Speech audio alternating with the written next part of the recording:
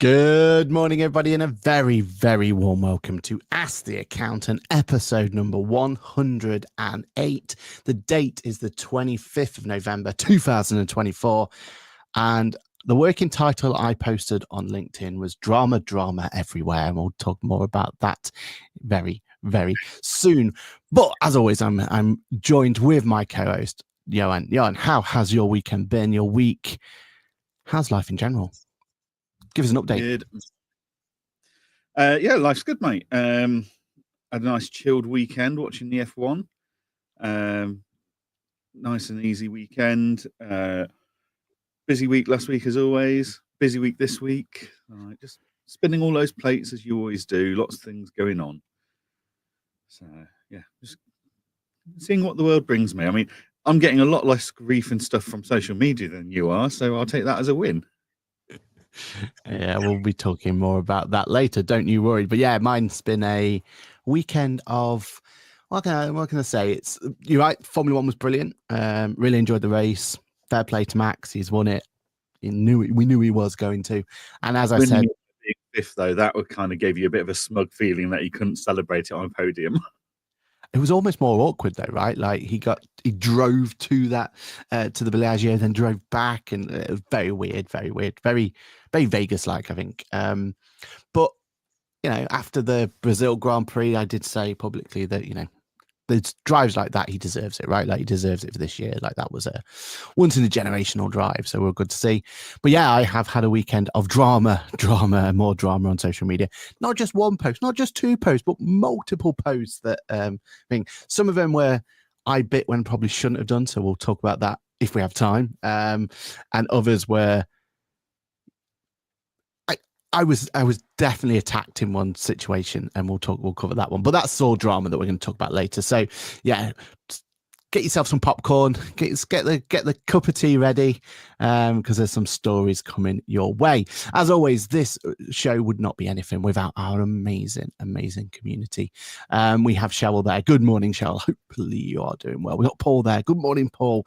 Kirsty saying good morning to everybody. So hello to everyone.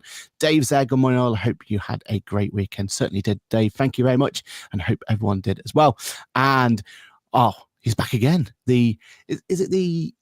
I don't want to butcher what his actual title is. I think is it the escape room accountant? I think that's what he wants to be called. But anyway, absolutely brilliant. Susan's here. Good morning, Susan. And Clive's here. Looking forward for this episode. Clive, hopefully it's not because of the news that dropped that you gratefully gave me some insights into. It didn't make the cut, mate. It didn't make the cut. We'll try and save it for another week. But yeah, it's been that big a week of news. We just didn't have time to bring it in. And Amy's there as well. Good morning, Amy. Oh, and then Ariona says on Instagram, which I can't click and can't bring up. So do what you call it.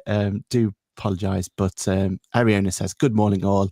And Ash is listening as well on Instagram. It says hashtag drama alert.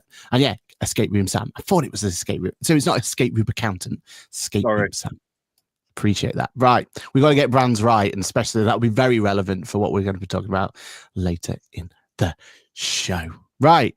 Shall we get some news there? Let's talk news of what's going on.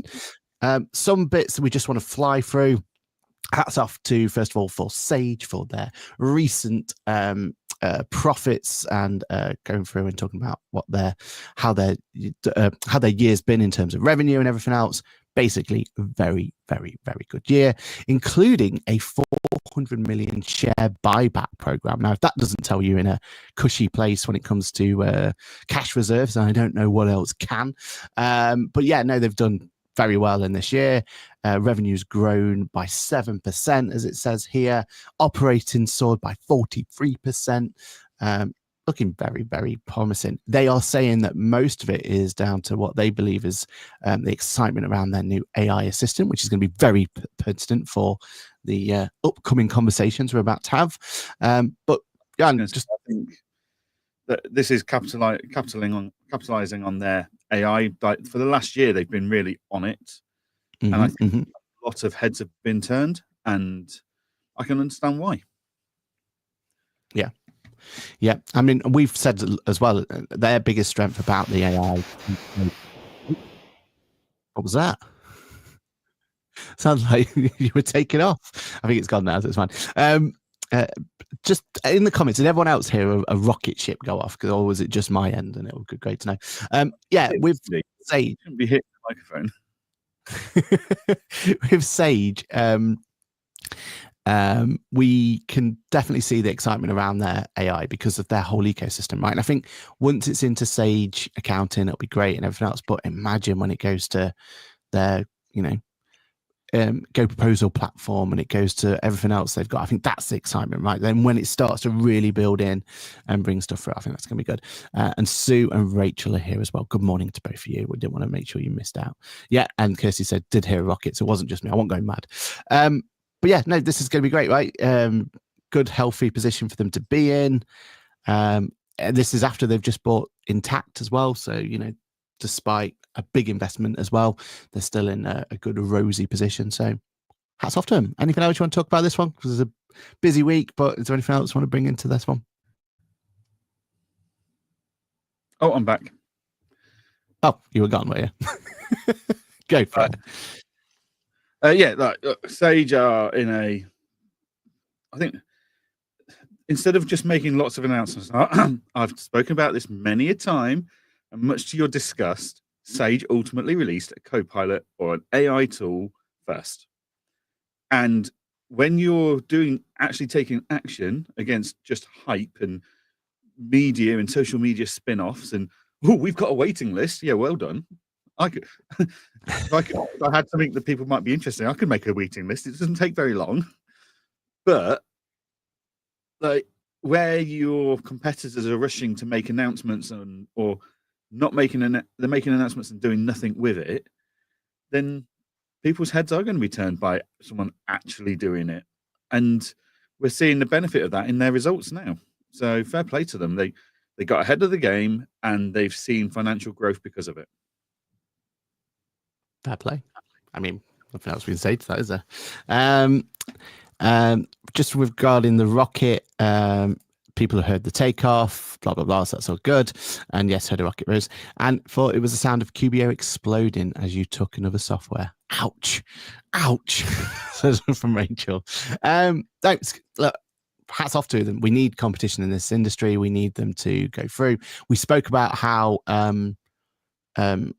Zero had a positive result as well last week. So they're in a positive situation as well, which is good, great, fantastic. Yeah, what else can we say? Speaking of which, another positive solution was the fact that Intuit reports strong first quarter results and reiterates full year guidance. So they're having an equally positive thing, which is great to see, great thing. But the big news about it, obviously, from my point of view, was the fact that Intuit launches AI-powered Intuit Assist for QuickBooks, giving millions of businesses a competitive edge, said the press release. Now, full disclosure, because I know Johan's going to bring this up, this is at the moment US only. The UK are still under NDAs, betas, and all that sort of stuff that comes with it.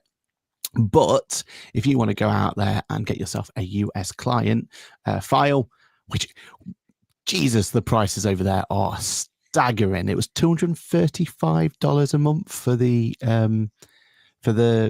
advanced product. Now they do have a few more features than we do, so they can justify it with a much more feature packed solution. But $235 a month, like, whoa, when did it jump up to that? We were looking at it was like 100 and something, weren't we, last time we were looking at it? So that's a big increase. Yeah, go for it. They seem to be able to dominate and demand a much higher price in America. I don't know if it's because that's their home turf and no one can compete with them functionality wise over there or whatever it is. I don't know. Or if it's because they know is the local joiner using QuickBooks in America, or is it more bigger businesses compared to the UK where it's really better known in smaller businesses? And for that reason, there's a huge pricing difference because they're trying to suit the industry, the market that they're dealing with. Yeah, 100%. And to clarify, that 235 is for their advanced product, so it's their most expensive product out there. But I couldn't. Maybe I was being naive. I couldn't remember it being that high. Like we think ours is expensive, right? Is it 90 quid at the moment, something like that? But 90 quid to 235, that's a huge difference. And again, there is feature disparity between the two products. You know, one of them's got the e-commerce platform, one hasn't. Like, yeah, you can definitely see where the extra money goes into, but that is a huge difference between the two, right? Anyway, if you are willing to go and get yourself a US client file, then you have access to Intuit Assist to play around with your heart's content. Now, we've seen reports on Sage Copilot, we've seen report on Jax, and a lot of their AI functionality at the moment is around this whole idea of having someone to ask questions to, right? It's almost that chatbot-esque element, that goes in. You ask a question. I think Jax has kind of got an opportunity where you can do it by WhatsApp as well, which is a cool concept. So it's not just going to be in your product, but you can WhatsApp and ask questions and have a conversation with your Jax bot as you want through WhatsApp. So I think all that bit is feature parity across all the platforms. So Sage has a very similar solution where you can ask a question. QuickBooks has Intuit has a very similar solution. You ask a question, it's going to come back and all that sort of stuff. I believe the others as well have gone into the let's help you chase bills sort of thing, very Grammarly-esque, where it's going to kind of give you a bit of a, this is what the question's going to, this is what the bit's going to be, and and do all that sort of stuff. And you should have this tone or that tone. And I believe all three of them have got that as well. But Intuit definitely do, and yeah, works great. Whatever, that's fine. I think the talking bit and the chasing bit, they're all going to be really, really useful, but they're not really aimed at us. I don't think. I think that's more the end consumer to use. They're going to use it. They're going to think it's magic, right? Like they still think OCR is magic, right? Like the idea they take a photo and it appears in. So I think they're going to be really, really excited with that aspect of it. But the bit that blew my mind, and I'm really, really excited, and even much so, I brought my video early, so it comes out after this episode, so at 9:30, is the idea of being able to extract documents and then it creates a transaction based on those documents. So think OCR, but OCR on absolutely like steroids, basically. And the bit that I really like about this, the bit that kind of excited me was, and I did this live demo of exactly how it was working and everything else, is I got my iPad out because I don't own pen and paper. So I couldn't do it the way they wanted me to do, which is literally use pen and paper. So I got my iPad out, got my notes out, and I wrote the date of where I wanted an invoice to be created, the customer, and how many of a particular product. And that was what I wrote on my iPad. I then airdropped that to it. I've got to find a better workflow, that's on me. But I airdropped it to QuickBooks, got it into QuickBooks, and it generated in real time that invoice for me, showing me the date, the amount, the customer, and it was changing the bits that needed to be changed. And all I did was upload my written words to get there. Now, for me, that's different. That's no one else is doing that, right? And no one else has kind of got that bit nailed. But what I love about that is it's showing, all right, this AI functionality, there's going to be some really cool concepts coming forward. There's going to be really cool bits of it that we can get excited about. But showcasing that from day one, like this is what Intuit AI is going to be doing. This is what it is now in its beta format. So, it's only going to get better from here, right? I thought was really exciting. And that's the sort of thing where I can think, workflow wise, like you've got clients who still have to do duplicate books and stuff like that, right? And they're still having to write on, and we would love them to be digitalized at this point, but for whatever reason they can't digitalize that particular part of their business. Just wouldn't work for them. Farmers, that sort of stuff. If we can find workflows where we can get that paper element into QuickBooks or whatever solution you're using quicker, everyone's a winner here, right? Like this digitalizes those what you call ones. And we've seen it like creating estimates this way, and you can throw all sorts of different things in. But ultimately it's taking a conversation, or it's taking words, and it's generating to an invoice estimate or a transaction. And it exactly the same for the OCR technology. So gone is that old receipt capture platform that frustrated us and gave us issues. If you now use receipt capture in when Intuit Assist is turned on, then it basically just generates the transaction you're thinking it's going to generate. So it goes straight to a bill or a expense and it generates from there, but it extracts the information in real time and populates it for you and goes from there. Honestly, like I'm flabbergasted by it all, right? I'm generally impressed by it. And I think the reason that I'm impressed is because it's a different take on AI that we've not really seen before. And I think that's the bit where you go, okay, so if they're going to be able to do this here, and then maybe Jax does this here, and then Copilot does that there, we're all going to benefit, right? Because they're all going to copy one another. They're all going to kind of innovate on one another. And we need that. And I'm really excited. So what's your opinion on this? Obviously, you're first going to criticize the fact it's US only. Get that? It's US only. This is a place where they still write checks. Why the bloody hell has any software gone, oh, we'll go and do it in the US first, when they know we've got more modern accounting and bookkeeping processes in the UK? Yeah. If they want a beta, like, I get it. Oh, we want a beta group. Cool. Actually, let's refine that beta group even more. Instead of having the whole of the US, let's have the UK, because that's a subset itself, right? I think the problem is it's not ready for the UK, though, is it? That's going to be the issue. Otherwise, they'd want it out. Right, I'm going to upset you here, mate. I think your lack of awareness of tools is appalling here. Sorry.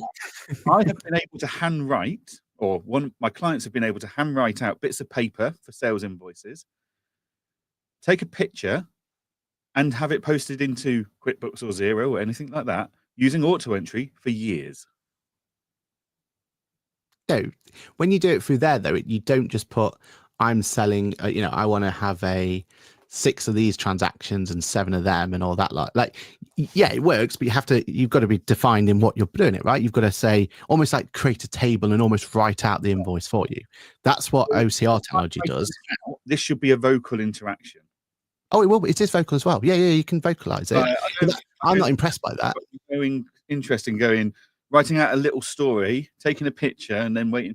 I just want to go QuickBooks, raise an invoice for XYZ. Now, I believe you might not be, but there is definitely a workflow out there. There's definitely clients out there that are still doing that, right? They're still just writing their notes down. They're having a conversation with a client, sort of thing, and go through that, or they're having a conversation. It's recording on Claude or Cloud or whatever it's called. The AI doing these handwritten things are doing it because they've not got the internet, or their internet speed is not good enough. Technically, yeah. So if they've not got the internet, it doesn't matter how good AI is, it can't overcome the. But in that situation, the workflow is when you get back, just upload it. Like when you're in a stable internet environment, yeah, then upload it then. We've got fantastic. I can see it. Oh, is it still there in your background? Yeah, the scanner, yeah. Yeah, amazing. Like you take duplicate books there, you rip the side off, you put it at the top, and it feeds it through, right? Done. I'll be honest, I'm not tender on it in 2 years. But the technology is there these days, right? Previously, if you wanted to get a duplicate book in, that was a horrible experience. I'm using a scanner now that when if you do a duplicate book, you do that, and it detects 2 at a time. It goes whoa, sends it back up, and then tries one more time to see if it can separate it. Yeah, exactly. So technology is there. The other reason I'm getting absolutely no excitement out of QuickBooks Intuit Assist at the moment is because for the very reason that we've just discussed about QuickBooks Advanced. QuickBooks Advanced has been available in the UK for how many years now? Mm-hmm. And we don't have feature parity with the US. Yeah, and the reason is because of VAT, isn't it? I won't believe anything that's coming to Intuit Assist until the day it arrives in the UK, because there's such a disparity between, you can do all of this amazing stuff, but it's only in the US, in QuickBooks Advanced alone, right? Yeah. And how many years have you and me sat there campaigning at QuickBooks head office in London? We need this functionality. We need that. We need this. And we've got nowhere with it. So until Intuit, and how gutted are you going to be when that feature doesn't arrive to the UK? Like, I will be good, obviously.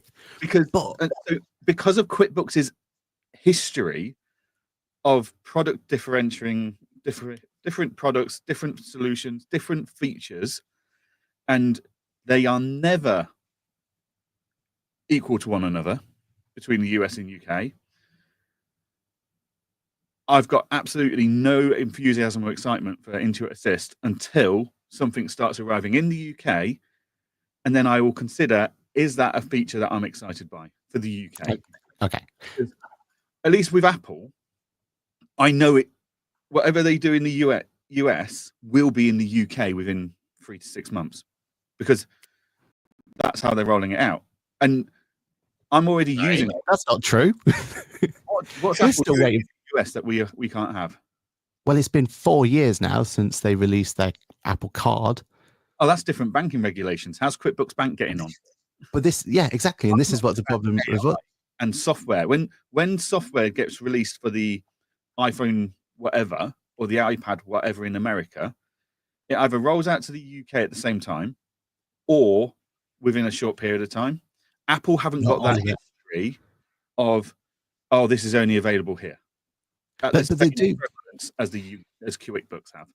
So they do though, right? There are certain features that won't come to the UK day in, day out, or haven't, or will never come, right? And most of it's regulation, like you've already said. And that's exactly the same with any software. Regulation. This is QuickBooks. It is. It's VAT. Turn on for another a geographical area. No. It's VAT. VAT has always been the bit that holds us back, right? If you ever have a feature within QuickBooks, and it's same with going the other way. If it's 0, going the other way, then as soon as you start looking at their equivalent of VAT, right? That's the bit that always causes problems, because it's completely different. Over there, they don't have import VAT. Over there, they don't. It's a completely different way. They have federal versus thing. There's a whole different way in which their VAT equivalent is processed, right? As soon as you bring VAT into the equation, that's where it all falls apart, because our VAT system is so much more complicated in the way that we have to do that reconciliation functionality, and it has to go through the flagging, and there's all that element to it, and that's what always holds us back. That's why we don't get the e-commerce platform, because they're struggling to convert it to be compliant for our VAT, right? So QuickBooks can quite easily turn around tomorrow and say, oh, Aaron, that feature you find really cool, it's not coming to the UK because of VAT. They could do, yeah, 100%. Yeah. Until I see what they actually release in the UK, they've got absolutely no emotional investment from me at the moment. What's more interesting is the fact that Jax has beat Intuit to the UK. To do what though? Like, come on! Like, even the biggest Jax. QuickBooks have done. And again, I have to be careful what I say here, because I obviously involved in aspects of it. But even the biggest Xero fanboys and girls, they're not shouting about Jax, because it's not really helping that. Like, Jax isn't at the moment designed to help the accountants out. At the moment, it's here's a cool feature that the end consumer is going to find that's going to blow their mind, right? That's what the point we made at the start, right? And I'm going to pivot on this point you've just made, right? Go for it. Sage's biggest ambassadors are not shouting constantly about Copilot or anything. At least I'm not seeing any noise from them about how cool Copilot is. Sage themselves are, right? They're doing all these events. No, but to be fair, QuickBooks have been shouting about Intuit Assist when they've got nothing to publicly show anyone for the last year. Xero's been shouting since the start of this year about something that's not been visible anywhere until now. So ignore Sage shouting about it. It's their product. They have every right. But you've just said Xero users aren't shouting about Jax and aren't excited. Accountants, yeah. But Sage's financials show that people are using it, and it is turning heads. So it doesn't matter what we see on social media. The facts are the accounts. Sage has had a really strong year, which means people are interested. People are considering moving because of Sage Copilot. But the same could be said about Intuit. Intuit's had a really good year. So Xero. So are we? Well, but have they? Cite AI as the cause, can they? Because they haven't actually got it. No, but no, we can't. Although we've said that Sage, one of the reasons for Sage being having a good year is because of the Copilot announcement and everything else. That's definitely going to contribute. That's not the only contribution, right? And it's the same with Intuit, the same with Xero, the same with all the rest. What 100% is that I don't know how else to express here is that most of the other platforms are showing their AI capabilities of how that end user can use it and how they are. Intuit Assist is the only one so far which I've seen and gone, oh, actually, that's a completely different workflow that we could implement today if it was available, right? that from accountant bookkeeper's point of view, it could change your game. You what? Sorry. If it becomes available to us. Yeah, it's an if. Of course, it's an if. But the same with AI, Apple AI at the moment, Apple Intelligence. It's an if it ever comes to here in the same format, in the same feature. That's the rule we always have, right? I'm not looking at what Apple are saying they're going to do. I'm looking at what's on my phone right now. And we just had a conversation offline saying it all sounded amazing, but actually in practice it's a bit it's a bit flat. Yeah, and we were both excited about it when it was announced. We both bought in. We both bought new products because of the AI hype, right? Like we're the problem. We've already hype from QuickBooks or Sage or Xero. To be fair, like no one's proven to me yet that this is going to make my life easier. Like how long? So this is you and I have discussed this in the past, and we'll have to do a video on this, right? Yeah. Your client gives you a bit of paper telling you something, where maybe they've written it out like, Aaron, please can you raise an invoice on this date for this amount for these products? How long will it take you to put that into Intuit Assist or Sage or whatever? It process it, and then you go through, check it's right, and then press send. Versus me reading it, typing it up, pressing send. If you compare one and one, as you think it is. No, you compare in one transaction and one transaction. Yeah, you're always going to see that there's not much benefit. It's about hundreds of transactions, thousands of transactions, right? That's when that comes in. It's exactly the same if you looked at an eBay sale, right? If I sold one item on eBay and I manually put that into QuickBooks or Xero or Facebook or whatever, Facebook or Sage or whatever. I mean, it'd be even more interesting put it into Facebook, right? But if you get that one transaction from eBay and you put it in there, probably not saving that much time. The one transaction, probably quite equal, right? Than letting it kind of feed it through. But if I had sold 1,000 transactions, you know what, sorry? But I am saving time because I'm not entering that data whatsoever. If I'm using something like Dex Commerce or something to transfer that information. We still got to check it in your scenario there. You've still got to do the checking and put it through, right? But if I had 1,000 transactions, suddenly I'm saving infinite amount of time, right? And you have to get to that point where you've got confidence that it comes through automatically and there's all that element to come through. But that's what we're aiming for. Technology we already have. It's like no, we don't. Not in the OCR world, we don't. We've got this new screen coming thanks to AI. It's like that's not in the, that's just your user interface. That's not. We could have built that beforehand. We just didn't and we're now building it and classing it as AI. What people call AI and what actually happens is two different things. Yeah, but it is now but it's still progress. Like just because we're not using Abacus doesn't mean we should go back to using Abacuses because they worked back then. Like we've got to progress, right? And it doesn't matter what it's called. It's now not called an abacus, it's called a calculator or whatever you want to, whatever you want to term it. It's still progress, right? And we've got to embrace that progress. I get it, right? I get there's this worry about change. Nowhere near as good as they are hyping it to be. But they've got to hype it. Apple hyped Apple Intelligence and we were sucking into buying how many new products to get ready for it. Yeah. So the hype's there, but we either got to completely ignore it and just out there that genuinely are incredible and they don't have the hype. Like SIF Analytics, they save me half an hour. So between SIF Analytics and Microsoft Copilot, that saves me half an hour on every single client meeting that I look at management accounts for. 100%. Yeah, and I get that. So but you're already bought in. There's no hype about it, but it's huge progress. Yeah, but you've already bought in, right? You've already paid for it. So they don't need to hype you. You've already got there. You're already into it, right? But if they want to sell that product to others, they're going to have to hype it up. They're not going to just quietly talk about this new feature and be like, oh, have you seen it? Now we can do this. Microsoft Copilot doesn't quietly tell you that there's this thing. It now shows you that this is what it can save. It's going to hype it up. That's marketing 101, isn't it? It's hype. And we have a choice. We either ignore the hype. Fair enough. You can ignore the hype. Don't worry about it.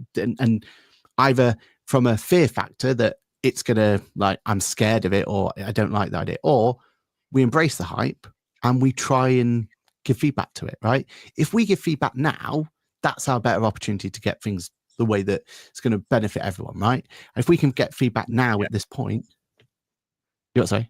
With some companies, yes. Yeah. But I also I look at the culture of some other companies and go, they've launched an inferior product. It's not like they've overhyped it. And actually, I know those companies don't take feedback and action it as quickly and as well as they should. 100%. Apple's the worst for that at the moment, right? But we still buy it and we still get involved and we still want to like using that as a comparative. Even they don't listen to us, we're still suck it in because of the hype, because of the gloss they put over it. We're the problems because we're using our wallets to go, yep, we like that idea. Great marketing that is. That's down to us, right? And until we change that aspect of us, then that's always going to continue to happen. But I genuinely believe like this is our chance to do something like if we see it now and we look at it now and we evaluate it now, then it's gonna progress faster and it's gonna be better for us as accountant bookkeepers, right? I've just noticed I've ignored the whole chat, so let's quickly jump into the chat. Roz is here. Good morning, Roz. Good morning to Ash and good morning to Steph. Roz says, how did it manage the product service bit of sales invoice? Exactly, it took the name of that product and service. So I think I used an example of a drink or something and a variety of drink, and it just found that variety of drink and put it in through from there. I didn't even say the price of it. Not once did I say how much this invoice was. I said I want to sell this. I want an invoice that sells this, this, and this, and it brought it in. Cheryl says I have a client who write out invoice. They want me to raise on the software for them. Exactly, and it's for those workflows, right? Like in an ideal world, it'll all be digitalized. There'll be like every client out there will put through an EPOS system, but that's not the ideal world. And we've got to find workflows to be able to sort them. Johann Singh is that don't impress me much. Yep, exactly. I have a client that uses delivery drivers who use paper to record their rounds. They only records cash deposits when they get back to the base. Would Intuit Assist prepare the deposit forward? Exactly. So you find a workflow to scan them in at the end, and then automatically bring this feature to the UK. Yeah, and that's getting excited about what, like, from a company that's got a history of not bringing stuff to the UK. Yeah, but there's also transactions as features in the UK that don't go to the US, so it's both ways, right? And again, that's a VAT issue because it's been built with the VAT element here, and they're struggling to transfer it over to the US because they can't. It's not like for like, right? So yeah, Joanne the bubble burster. Yep, fair enough. Hey, but at least if we both had the same opinion, it would be boring, right? I would love to see you guys build an app stack in Ireland. Well, this is even worse. Like, you're talking about the UK. The rest of the world have no hope of getting this. 2030 by the way it's have to compare volume. Exactly. So this is where these little incremental savings help, right? Paul says invoice examples aren't really a fair comparison for the power of AI. We need AI helping elsewhere, like processing credit notes, adjusting margins, budgeting projects, and scheduling reorders. And that stuff is definitely there and definitely can play around with.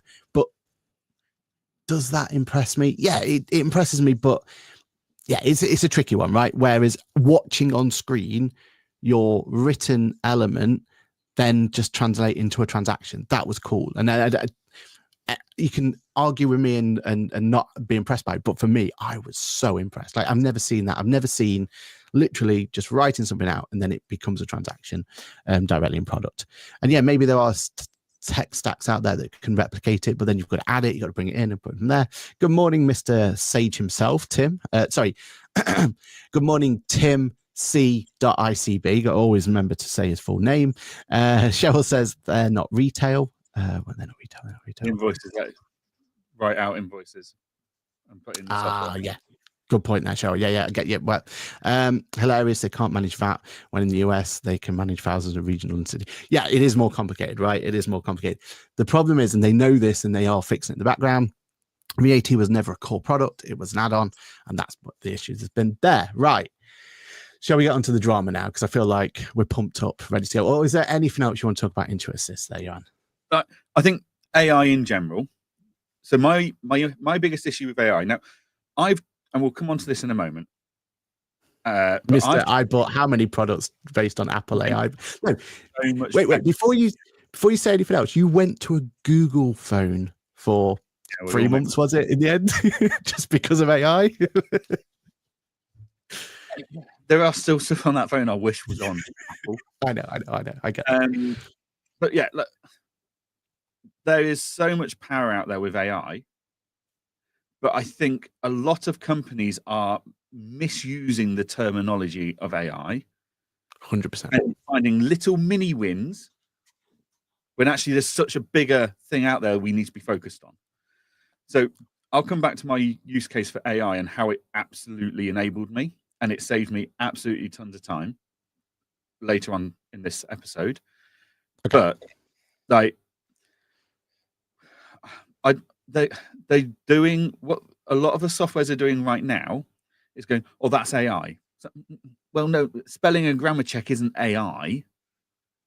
Like, It technically is. Come on. We've had spell check for years then. Like, yeah, and it's been AI. But it's just rebranded. It's been rebranded, right? So a lot of the stuff people are marketing hype for at the moment is rebranding of old technology with the new term AI. Mm-hmm. That's the bit that gets on my back at the moment. Is actually a lot of companies are being very lazy and not actually developing anything new here. They're just, oh, we were already going to do something like so and so, like spell check. Oh, that's now AI powered. So, well, is it? Reviewing a chapter or a paragraph or a document and restructuring it, advising me on where I should take away because I'm repeating myself or add more depth to it, that's AI. Spell checking it is not AI. And there's a lot of hype about new tools, new features that are AI, and they're not. It's just the modern marketing term we need to use. In the same way, and we've all fell for it. Me and you have fallen for it more than we are the epitome of the worst example of this, because we have used our wallet to go and buy shiny items because of AI, right? Like that's on us, right? Like Meta Glass because it could AI. Like, do you know what I mean? Like we're the worst. We're absolutely the worst. Oh, let's buy this new camera because it's got AI in it. Do you know what I mean? Like, go in. Right. Okay. Let's move on though. I've had to move our big engager news till next week, but I think it's fair to talk about it next week where we can talk about it in much more detail. It deserves a proper talk about it. And then we will have a lot more news, but never mind. Yeah. And I'm generally like tune in next week. I'm really excited. This is a partnership that will benefit me hugely. So I'm definitely excited about it. But let's go to the drama, because that's what we teased everyone about. So first of all, let's go to the good side of social media. I heard that having a nice platform that you've spent ages working on and curating and bringing up and putting there can have some real benefits, especially if you want to go launch a whole new project. Johann, talk me through it. What project have you launched and use social media for good? It was, I assume we're talking about the book. Yes, we are. I didn't want to take your thunder. I wanted you to be able to say it. I was expecting more of a, by the way, everyone, I've released a new book. I released a book called The Ultimate Guide to Pricing for Accountants and Bookkeepers. Now this is where you use AI, and AI has been phenomenal in here, right? AI has not written any of this book, but AI has managed to take someone that is dyslexic, who hates reading and writing, and has helped me write this book. Like, I've put chapters in, it's spell checked it, it's grammar checked it. I've put chapters in and said, like, am I repeating myself here? And he goes, actually, you've already covered this point here. Whereas in my mind, I hadn't spotted that. I've said, how else can I expand on this insight? Or you might want to talk about these key points. And then I've gone and written paragraphs on those. So AI is a phenomenal tool. And I absolutely love it from that point of view. So for helping you to write books, emails, guides, etc. Like last week, I had to use ChatGPT to stick a middle finger up at a client because he'd crossed the line. But I could not get the email to write properly. Like, I could not get it in a professional tone and yeah. 2 seconds later, ChatGPT's done it for me. So it has definitely got its place, and I absolutely love it. So we basically, just before you go on that, right? Just because people might sit there and go, "Oh, they used AI," or I tried to write a book at the start of this year, right? And same situation. I don't like writing, don't like reading, all that sort of stuff. And I tried to use AI to help me get over those things. But there's still a skill factor there. Like I failed, put my hands up. That book will never see the light of day. It's now a waste, time sink and everything else. Even the tools were there, even, fancy Copilot and Copilot Plus and all that sort of stuff. Even with that, I was unable to get over. There's still a skill set to writing the book in the first place, right? Like you've got to take credit for that, because writing a book's hard. Really, really, really, really hard. Yeah, I got to chapter 5 out of 12 of mine, right? And fell off the cliff. And it, like I say, it would never see the light of day. So even though you're saying AI has helped you and it's still a tool, but there still has to be that underlying skill there, hasn't there, to write? Like just because AI is there to knowledge, something like that, yeah. Like yeah, it could be something you want to get, to try and explain, basically, yeah. So basically, 2 months ago, I decided to write a short guide for Engager users on how, basically, on just how different people price. And I said in the guide, it's like, if you want to charge hourly, that's up to you. It's your business. If you want to charge fixed rates, that's fine. It's up to you. If you want to do value pricing, that's up to you. I don't care how you price. I'm just showing you what some people are doing with their pricing ranges and stuff. And again, in the UK, we've got to be really careful that we don't go, you need to charge this much for a service, because that's anti-competitive laws. Like you do not want to get involved in that. Yeah, 100%. So I did a 30-page guide on the key services that happen to be built into Engager by default. So VAT, annual accounts, stuff like that. And I kind of went down and broke down, look, these are the different methods we see people using to price for these services, the different key pricing indicators they use to judge how much to charge. Did that, and I made a bit of a rookie mistake. I gave the link to the PDF away in the Facebook community for Engager free of charge, not even charging them an email address requirement. So I don't actually know how many of those PDF guides have been downloaded. What I do know is that since then, we've started doing it properly, where you have to give us an email address to get the free guide. And I know that guide's been downloaded over 300 times. So then one Sunday afternoon, I started adding to the guide whilst watching. In fact, it was the Brazilian F1. I was sat watching waiting for the rain to go away so they could actually start racing again. So I started adding a few bits, a few late nights later, and a few lost weekends, thanks to my wonderfully patient wife. Sat on the laptop on my sofa with a coffee or rum or a beer in hand at various points. I finally got it to the point where this is a substantial book. It's not the biggest book you'll ever read. It's about 106 pages. Once you take into account all the formatting, that was my biggest headache. I lost more time trying to format it, and literally had to get a book out in front of me, go, right, that page is blank. So that I need that page. I need this writing on this page here. Then that needs to be blank, and then I need the introduction. Trying to do that took more time than anything. So yeah, and then over the was it last week? Basically, I used ChatGPT to help me come up with a concept of an idea for the front cover after it had already read the whole book.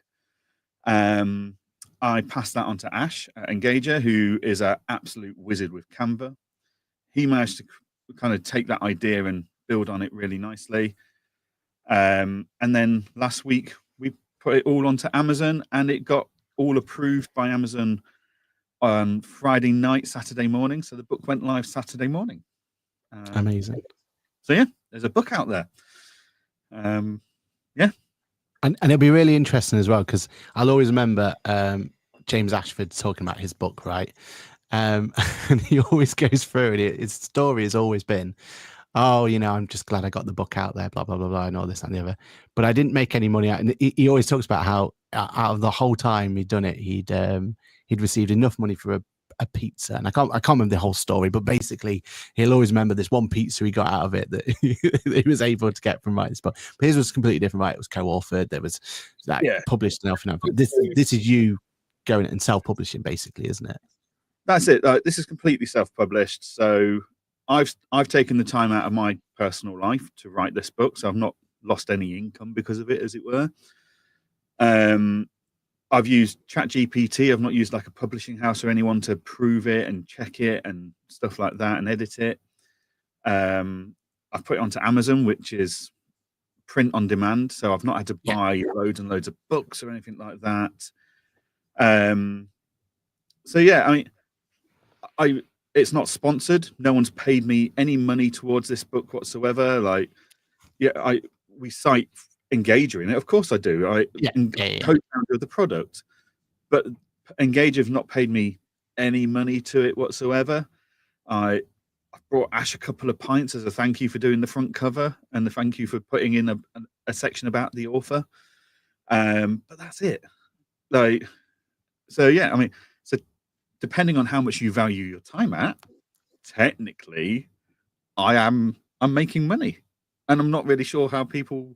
Like, the only way you don't is when you start involving publishing houses and editors and stuff like that. But there's always a way around these things. But I think people see it as like a get rich scheme sort of idea, don't they? You've got to book out. Yeah, which is never. Nah, exactly. To get rich on this thing, you're going to need to shift thousands and thousands of books a year, every year consistently. And to do that, you need to spend a lot of money on Facebook ads, LinkedIn ads, speaking events, etc. Creating hype over it. Creating hype over it, like paying yourself to print a load of upload off so you can go and hand them out as freebies. You need to get all the reviews. Like, that's where it starts getting expensive. And then again, that means you've got to sell even more books to break even. And so it's a deadly cycle. But yeah, it's there. It's done. It was more of a project of interest to see if I actually could do it. Like, this is the guy that scraped 2 Ds at English and was expected to get E's, and like hate reading, hate writing. And it actually surprised both myself and my wife, like how easily a lot of this came to me when I was just typing, and I'd jump 1,000 words in an evening because actually once I was in the zone, I was there, I was fine. But if my mindset wasn't there, I'd have had it. I wouldn't have stood a chance. 100%. And yeah, really like impressed. Like, hats off to you. Congratulations. I mean, the idea of creating a book is still, I think it's on a lot of people's bucket list, but actually getting around to do it and actually doing it's a whole totally different thing, isn't it? So hats off to you. You had congratulations from Ariona in the Instagram. Again, can't click that in, which is frustrating. Congratulations from Amy. Rachel says, I thought your AI on the book was called Ash. Yeah, I think we covered that, but yeah, he's definitely involved. Johann booked called Including AI. Ooh, maybe that should be his what do you call it, his sequel coming through, best-selling author and all that. If spell check isn't AI, then what is it? Says Stephanie. Oof. Yep. And James Ashes. Before AI was a thing. Like, I've been using spell check since 2000s in school with a grey, horrible Microsoft 95 PC or whatever it was. Like, what did we call spell check technology then? Machine learning. So But AI and machine learning, same thing, isn't it? James Ashford was never going to make money out of this book he wrote. He gave away way more copies than he sold. Exactly. And let's be honest, it'll probably be similar to you, right? What a piece of swag to get from the next client engager, you know? A copy of a book to go through from there. So congratulations, Johann. Obviously, my skill, expertise, and knowledge. I mean, isn't that exactly what James Ashford tells us not to do? This is true. I mean, you could have a QR code where you could buy it there and then. I can give you one of my hundreds of Zettel terminals I've got, and you charge for it there and then. There's a 30-page free PDF guide if you want to taste it. Put it that way. Yeah, exactly. Good to hear the breakdown of the book. Saw it last week. Yeah, no, it's got awesome. I think mine comes today. In fact, I went for both hardback and soft. What? It's not hardback. What's softback? Is it? Both to be signed. Paper. Well, that's my plan. Signature. That's my plan. And now I know Ash is involved. I've got to get him to sign it as well. Crikey, really give me more work to do. Okay. Yeah. Anyway, we need to talk about your week on social media. So that was a good side of social media, and really good to see, because you post it on there. You've got a lot of, like, we've had a lot of people saying glad to hear it, or positivity. You've got a lot of people from it, and ultimately that is what social media should all be about, right? Positivity, and go from there. The bad side of social media is when drama gets involved and goes from there. So let me just put a bit of a context. I was involved in helping QuickBooks put together a little report. I got to put a quote in there. In fact, Ariana, who's in the chat as well, she was involved as well. Like, it was a proud moment of us to have this piece of work being published. And as it got published, I then went on and spoke about the fact it was published. I thought that was the right thing to do. Until someone, and I won't give names or anything like that, it's not fair, but it's quite easy to find out, put hashtag ad as a question in the comment section. That's where this all started to go forward. And then we had a back and forth between this particular person, and we're talking about our views and everything else that goes with it, and talking about exactly, what is a hashtag ad, and should this be classed as a hashtag ad, and everything else. And in hindsight, putting my hands up, maybe it was a blind side of me. Maybe I should have been hashtag ad from the very, very beginning. But if it had just been left there, I think everything would have been okay. It was just more of an opportunity to everyone to be more transparent, maybe, or an opportunity to have a bit of a conversation about when should a hashtag ad be put into play, right? Because that is a conversation that needs to be had. Fair enough, hands up. Yeah. Then sometimes we're spot on it, and sometimes we may be a little bit lax with it. That's something that everyone's got to learn for it, right? But then it started to go into not just hashtag ad, but a mud swinging competition between Xero versus QuickBooks. Shock horror. With a lot of issues there. And again, this is context of being social media, right? Maybe I was oversensitive to it as well, because there was elements in there where they were saying that, you can't be cutting edge if you use QuickBooks, and there was all these like bits there that if we were said in real life, and maybe like over a pint of a pub or something, you probably wouldn't take as offense, right? It'd be almost been said in jest, maybe. But there was a lot of kind of going backwards and forwards and all this kind of it. And ultimately what's happened is, this has obviously alerted the people at play. So now there's conversations in the background as to what is an ad and how's that going to work. Now I've got to evaluate my position going forward as what brands do I ambassador? Like, what is my brand name going to be going forward? There's a whole subsection now of things that have gone horribly south, basically, that I did not expect this to happen from this particular conversation. So it's definitely opened up a lot of eyes. There's been a lot of issues there. But I think my big takeaway from this is, we're still like, where's the line drawn when it comes to hashtag ad or who you're promoting or anything else? Like, the second that you take a freebie from any brand, are you compromised at that point? I would say no, but the argument is yes, you are. Yeah. If the argument is yes, you are, then every single person in our comments today has taken free swag from software vendors at an event. They've been to drinks hosted by them. They've been to meals. So technically, every time any of them mention any of those softwares, is that hashtag ad? Yep, exactly. And what is the thing? What is the line between, and how long is that for? There's a whole conversation, and maybe we should bring this into when we can give it more detail and go through it. And also maybe when I'm in a position where I can talk more about how I'm affected by all this, because at the moment I'm in the dark. Like, there's a lot of conversation. The whole social media business side of things is on pause. Yeah. If anything, like, now I don't know where I stand, right? And I'm in the dark, and there's conversations happening in the back. But I think my biggest point of all this is that this social media, like, attacking this, has to stop. Because out context out of all this, there was another brand completely separate from all this, that I have in the past promoted, I've pushed, I've told people that they're definitely someone that I would highly recommend. I've done a video about them. I've done everything I can, and I've never received a penny from these guys. I've never even really spoke to them. They don't go to the trade shows or anything, so I've never had that conversation. I've never even had a pint, or they've never bought me a pint, right? But they publicly came out on that same forum and attacked me and told me and said publicly that I took money from a competitor to do a video, which was complete and utter false, like never happened, lies completely. But now that product used, because they saw the drama, because they saw everything was there, was like, oh, well, easy pickings now. Let's just attack him a little bit more. Let's just throw some more mud at him and sling some more mud at him. And that's the bit that has to stop, right? We can't just because someone's like found a weakness and there's a chink in the armor there, and yeah, because hands up, exposed at this point, because there was bits there where I should have hashtag ad sooner, and there was elements to it, right? I was in the wrong ultimately in some aspects of it. Some aspects completely falsified, but some aspects I was.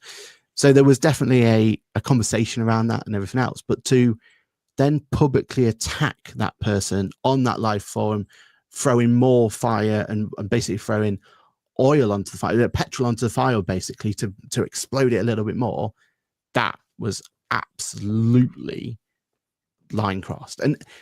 But my whole point is, when does that become acceptable? When is that the right thing to do? Is someone's being attacked online, let's just throw more petrol at it? Like what society do we live in now? Similar case last week with myself and on LinkedIn, because we announced the RQ partnership, which we will talk more about next week. Yeah. But a competitor to RQ had a gentleman that had been hounding me for a while in my emails and LinkedIn messages to look at his product. It's like, we were already so far down the route with the RQ partnership, and I'd been using RQ since it came to the UK, like a year and a bit ago or more. So it wasn't a brand new product to me. We'd been asked by several of our users, could you look at RQ? Because we think there's an opportunity for efficiencies here. So he took badly to that announcement, and he was very public. And the fact that one of our biggest competitors, one of their team members, actually turned around to him on that comment and said, you need to pipe down. Like, you're not making yourself look good here. And it's just like, when did this all become socially acceptable? Like, it's keyboard warriors, isn't it? Challenging people and stuff. Like, it got to the point that I actually contacted that company's CEO and said, I don't know if you're aware of this guy's behavior, but here's context of everything. And I sent him all the emails and everything, and he's dealing with it because it wasn't in line with how they wanted to behave. But we see it all the time. We do, but it's almost become acceptable, right? And I think one of my biggest problems, right, is I am a people pleaser. So you'll see this all the time. Everyone talks about it, but you put a piece of content online, like your book, for example, right? And I think you're pretty much the same as me, where you could have 1,000 congratulations, blah, blah, blah, blah. And then one person will be like, oh, you should have mentioned X, Y, Z. And that's the bit that you focus on, right? And it could be an insignificant little throwaway comment, or it could be them like really upset that you didn't, I don't know, include this, or you forgot to include this aspect, or someone takes real personal attack almost because you've spent all this time on this thing, but you've blindsided by X, Y, Z. And you'll be the same as me. Like, that's what you're laser focused on. It's the negativity that outshines all the positivity, right? It's that, I don't know if it's the right term, but it's imposter syndrome or whatever it is, right? Like, there's that element to it, yeah? And I'm going through the same at the moment. Go on. Sunday night, when the figures started coming in to see how many books had been sold, I'm sat there going, oh, Christ. Now I've got to try and get reviews and try and convince people this was a good book and it was worth their money. And I know, like, who am I to write this book? It's like, it's too late now. It's already it's in the world. But even with no negativity about it, you suddenly go, who am I to be saying I'm an authority on this? Who am I to say, like, who are you to say QuickBooks is the right tool for someone? 100%. Yeah. It is for you. But we've had this from day one, like, for the whole of society, like, whether it's telling history or religion or whatever it is, like, there's always been who are you to say this is right? Yeah, exactly. And ultimately, this year has been my toughest year for that because I've had recognition, I've had awards, all that, and suddenly it all becomes more apparent, right? Like, oh, actually, there's more pressure here, or you know, there's this element, and I even tried to like constantly tried to turn this on its head and make a joke about this on this particular post. I was like, you know, the digital disruptors came into the comments and I was like, haha, you know, should I be handing it back now that I'm not cutting edge or whatever because I'm using QuickBooks and all that sort of stuff, right? So tried to even bring it back to a joke, but part of me's like, generally feeling that like maybe I'm not cutting edge because I choose to use QuickBooks, which is completely BS, by the way. Like you could use Excel and you could use an abacus and be classed as cutting edge if it's the right tool for the right job, right? What tool you use doesn't make you cutting edge or not cutting edge. What makes you cutting edge is how you approach it and how you deal with clients and how you help clients, right? That's cutting edge. But yeah, it was a whole cesspit of just negativity coming through. And then again, this week, we've also had another, you know, completely justified post going out of wrongdoings in the industry and everything else. But then there's all this negativity below that of, oh, well, QuickBooks is terrible and QuickBooks is rubbish and QuickBooks is this and you're an idiot to use QuickBooks. And there's all that. I get there's this. Tim's post about bookkeepers. Yeah, 100%. Yeah. But the other side effect to all of this, and I'll say this because Stephanie's in the comments. So Stephanie had a word with me last week about the fact that I'd ignored her LinkedIn messages and I didn't seem to respond to her.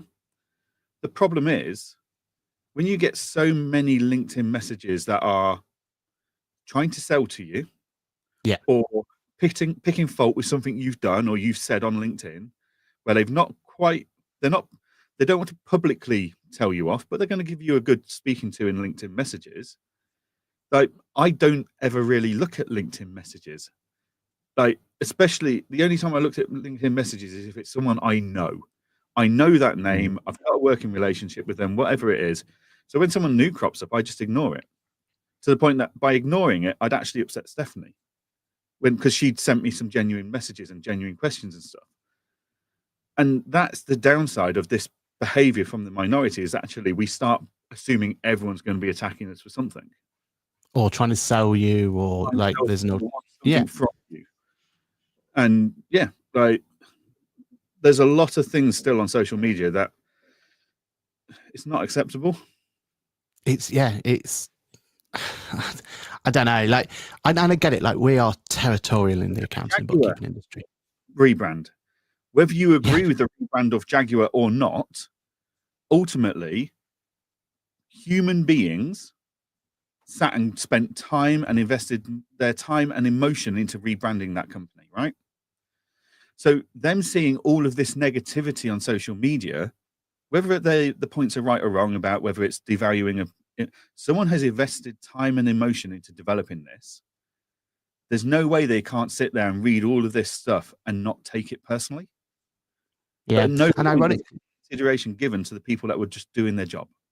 Yeah, and ironically with that one, most of the keyboard warriors who were putting the worst kind of mudslinging and insults out there probably never owned a Jaguar in their life. They're not even they're not even part of the brand, right? Maybe they're a fan of the brand and maybe they like the brand, but they probably never actually were involved in the brand, right? But they feel that they feel like they're being attacked somehow because of a change. And the same with this, like Kansas and Bucky, we are so territorial. It's ICAW or ACCA. You know, we pick our side, we pick our part of the fence, and we stick by it. And I will always defend QuickBooks and give my criticism to the opposition. Right, I will always do that. That's my brand. Well, maybe that's not my brand going forward, but that's for another story. We'll find out. Tune in next week for that one. But that's where I stand. But I don't devalue people who use Xero. I don't devalue I understand there are use cases for using other tools for the right job, right? As a builder, if someone's using a shovel or using a hammer, you don't criticize the person using a shovel, right? They may, it's the right tool for the right job at that point. Like, we've got to stop this whole because you're X or because you're Y. We've got to attack the opposition and we've got to go through. And telling you, like, that there's just this blind side at the moment with particular users on particular brands, that it's their way or no way. And if you don't do it our way, you're wrong. And if you don't do it this way, then you're inferior to the opposition. Like that's not the case. Like, how long has bookkeeping accountancy been around? Like Android and Apple used to get really nasty and abusive. Yeah. Now it's a lot more tongue in cheek. Like, oh, you're a bit of an Android user, are you? Windows and PC, right? Windows and Mac, sorry, yeah. Like, it used to be nasty, but it has changed, a bit more tongue in cheek, a bit of banter in the majority. Hopefully we can get to that point in this industry that, yeah, we might have a bit of banter with each other about it, but it should never cross that line of malicious, verbally attacking, whether it's written or verbal, like attacking someone for having their opinion. Exactly. We're out of time. Let's make sure we go back to the things, the comments. Good to hear the breakdown of the book. Saw it last week. I think mine arrived today, actually. I think I got a notification. So that's a quick turnaround, right? That they, for print on demand to be arriving now. That's pretty cool. Rachel says ChatGPT and the modern stuff is generative AI. It generates and creates as opposed to just spell checking. The latter is still classed as AI, but isn't creative or generative. Yeah, I suppose that's where AI is kind of pushing the boundaries, well, the term AI, isn't it? It's about generating as opposed to just changing. Missed all the drama, and where was it? Oh, our favorite platform over LinkedIn. Oh my god, that's awful. James says, I'm just going to throw all mine away and deny I've ever attended any event. So this is all of the all the socks and all the other stuff that you're right. When we do this, we are putting ourselves out there for people to give their opinion. Yeah, look, there's definitely a conversation topic around this, and maybe in the past I've not been 100% squeaky clean in terms of I've asked that Aaron to promote my book because I brought him a pint 3 years ago. So technically it would be an advert now. Yeah, exactly.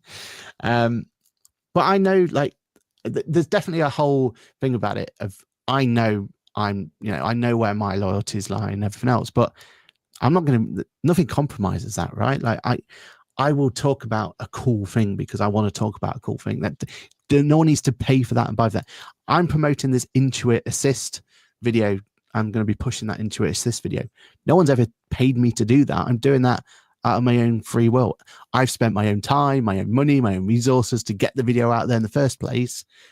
And again, it's that vocal minority of the other opposition who are in a position of weakness at the moment because, you know, their product isn't singing or dancing and everything else. So they just decide, well, let's attack to try and justify their means. It's ridiculous. Probably we're talking about this: openly treat people with kindness always. And we didn't get around to do it, but our social media post of the week was going to be Steph's post there, where she actually said, you know, look, this has to stop. There's too much negativity out there. And she goes in very openly about what's happened in her life in the last year. So yeah, definitely go and have a read of her latest post because it shed some light into why we should always be kind to one another. Looking for the scab is human nature with social media, but those people are always looking for the negative.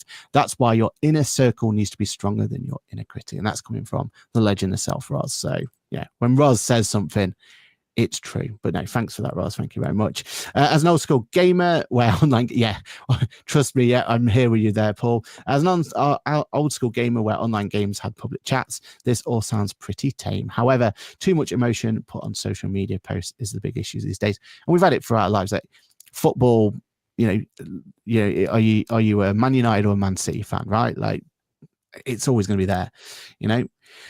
Even those people who support Max Verstappen, I mean, they're wrong, but they're entitled to their opinion, right? Ross says, don't dim your light because it's too bright for those who choose to dwell in the darkness. Don't make me preach. Thanks for that, Ross. And Paul finally says, brands are like celebrities. Just because I want to wear an Iron Maiden t-shirt doesn't mean I don't like listening to Metallica. And who really cares? Exactly right. Well said there, Paul. Well, that's been the drama of, and we've got more drama to come. So if you want to know the first bit about drums, then you're already in the right place. So make sure that you tune in each and every week to the world of Ask the Accountant. Johann, how's your week going then, other than being a when you buying the yacht? Sorry, we didn't ask you. So when's the yacht coming from the book sales? Depends on the wind and snow when it arrives in dock. Yeah, a bit hit and miss right now, but yeah, It's a dinghy, isn't it? Yeah, an inflatable dinghy. You know the ones that the RNLO tell you never to go on. That's what you're getting. Roz brought a thing about that song, didn't he? About yeah. You should also start singing the Dignity song by Deacon Blue, because that's all about the you investing your money into a yacht that's just a dinghy, but yeah. Busy week this week. Lots of meetings and calls. Always things going on, as you know. But yeah, how about you? What have you got on this week? London again. So I'm actually in the next 2 weeks. I'm in London 5 days out of the 10 work days. Yeah, but it's for positivity. This one, we're going to the TWN network. Yes, one of my favorite parts of it, and one of the reasons why I'm in so much trouble with with online social media at the moment. So yeah, you take the good and the bad, right? Like, but and it's also accounting council, so I'm going to definitely stick my head into the accounting council and give my 2 pence on these issues that have creeped their head lately. Because again, for one of the social media things, absolutely right to show people this was terrible, like, use of the initial post was right, as much as it hurts me to say it, and the initial post was was thing, but it was everything below that just became a cesspit of hatred, which cannot be, or in some sort. Look, again, I'm hyper focused on the negativity when there was a lot of positivity there as well, but that's my nature. Paul says, thank you very much for today's podcast. You are more than welcome, Paul. Sorry to everyone that's gone a little bit over today, but we will be back this time next week. Mine's going to be a little bit weird next week because I'll be in London in some cafe somewhere, hopefully, fingers crossed. So it might be more Johann. You might be steering the show, and every now and again I'll go, yes. We could do a sit along and once upon a time. Oh, please do. Yes, that's what we'll do. So join in next week for a live read along too. Should we bring on a guest speaker for that? My reading. We should get a guest speaker along to do it. I mean, Roz has the best. Have you watched the video yet of the thing from ICB, the hero, the bookkeeper's book from Intuit? Have you seen that video? Yes, very good. Yeah. Very good. It was Roz and Joe. Oh, and Steph as well. Like, they were all like really, really good. And Kirsty was on it as well. So yeah, very, very good. But yeah, I mean, you need to grab someone from that, and then they can be the narrative of the book. Yeah, exactly. All right, everyone. Thank you so much for today. Again, sorry it's been a little bit longer. Thanks for staying with us. As always, we will see you next week for an exciting adventure that is Ask the Accountant. Hopefully, update on the drama as well. That'd be nice, wouldn't it? We'll see what happens. See you next week. So see you next week, guys. Bye-bye. Bye.